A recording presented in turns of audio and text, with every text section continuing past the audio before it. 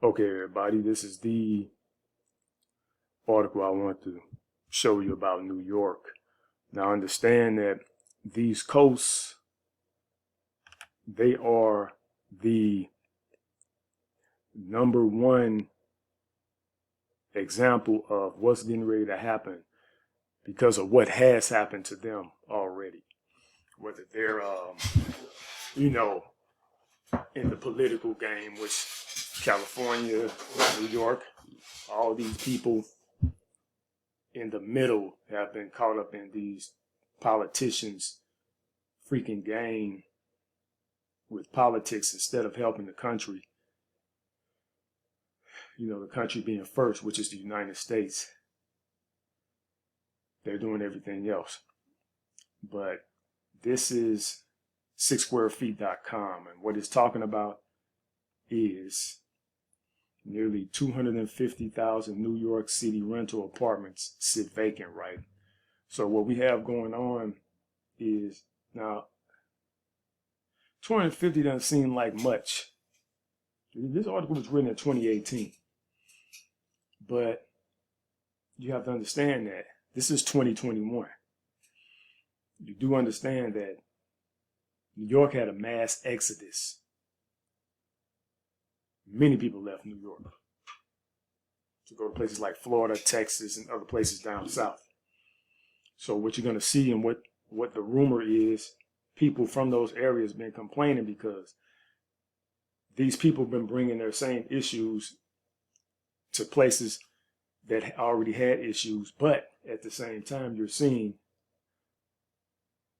those states and some of the cities have been for sale. Now, I mind you to say that the U.S. is for sale. Somebody said that a long time ago.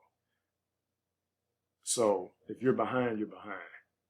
But what's happening right now, you're going to have to accelerate. And I'll explain later. But right now, I'm going to start with this article from 2018. 6 Square Feet.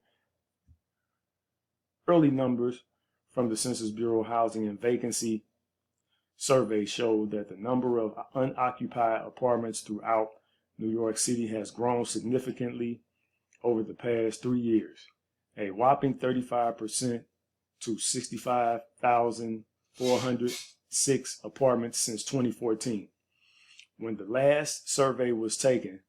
As the Daily News puts it, today 247,977 units, more than 11% of all rental apartments in New York City, sit either empty or scarcely occupied, even as many New Yorkers struggle to find an apartment they can afford. So what we're seeing here is people couldn't find and afford apartments in 2018.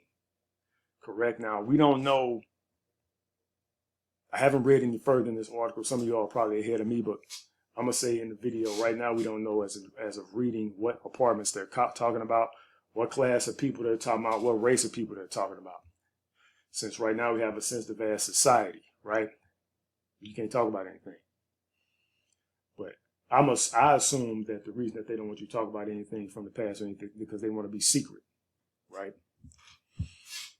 But let's move on. One reason for the growing vacancy rates, as the article states, is the city's high rent, which has risen twice as fast as inflation. Who all remember R. Kelly? R. Kelly moved out of his home during the first mortgage collapse, right? Because he was paying more in his note that the home was worth. Now what we're seeing today is the inflation. You're seeing the homes being worth more. You're seeing more right now that the homes being worth more than what they're actually worth. Half of these places like New York, right? California, overinflated prices, 1-bedrooms in ugly places, right? Trash looking places, not even worth it. You know what I'm saying? $3,000, $2,000 for a 1-bedroom, ridiculous. Let's move on. Of the 247,977 empty units, almost 28,000 have been rented or sold, but not yet occupied or awaiting a sale. Nearly 80,000 are getting renovated. 9,600 have been tied up in court, and 12,700 are vacant because the owner is ill or elderly.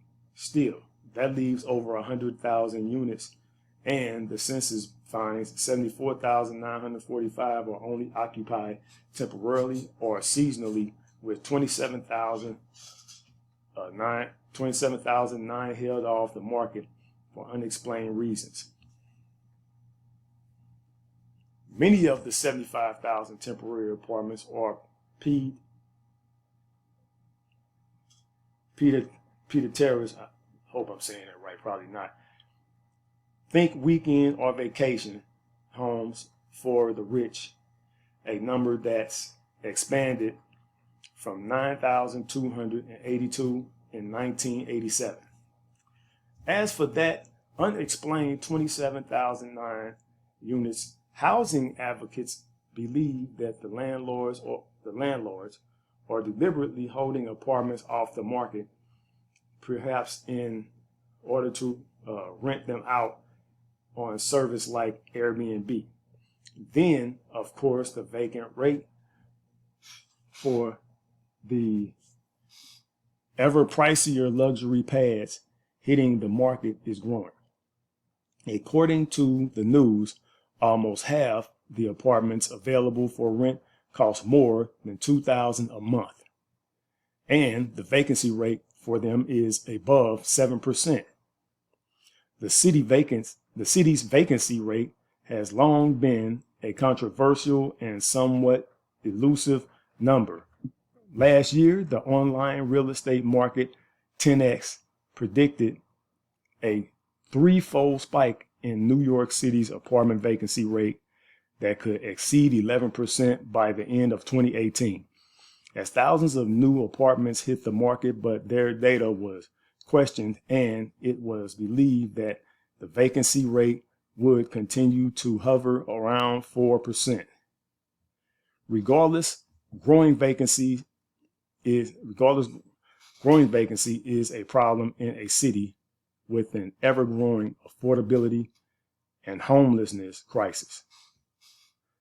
One suggestion to lessen the percentage of empty or rarely used apartments, Moses Gates of the Regional Plan Association suggests to the news that the city slap a surcharge on temporary occupancy.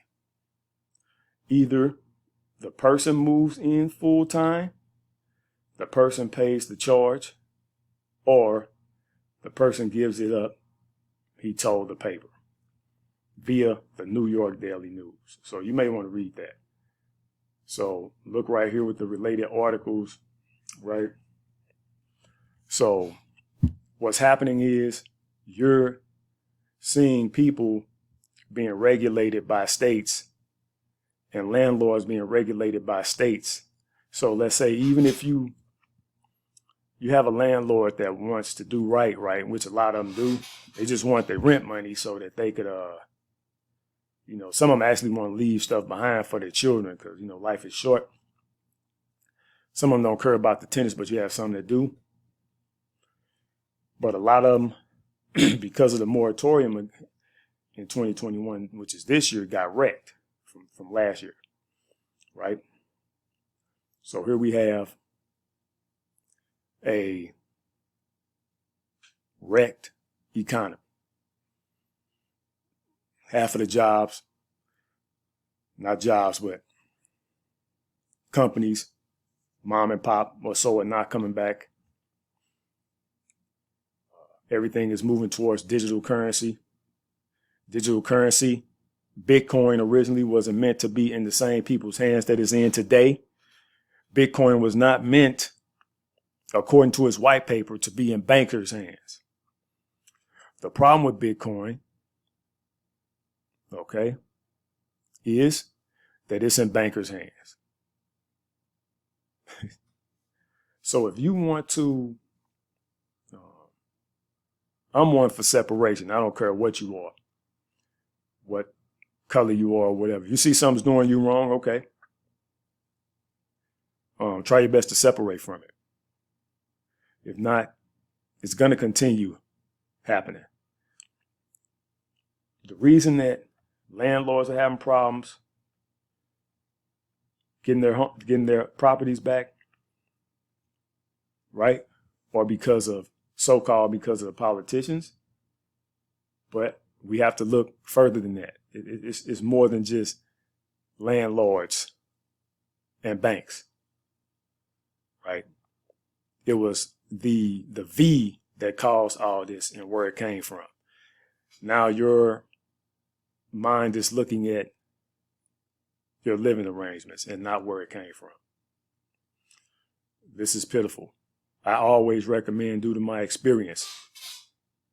My experience is cryptocurrency. This is a cryptocurrency channel. Get into cryptocurrency before they try to get a grip on it. Don't care if they get a grip, right? Get into cryptocurrency. Go on here, look up some projects that I have on my channel. I just did a video before this one known as Hex. They're coming out with the Pulse chain. Okay.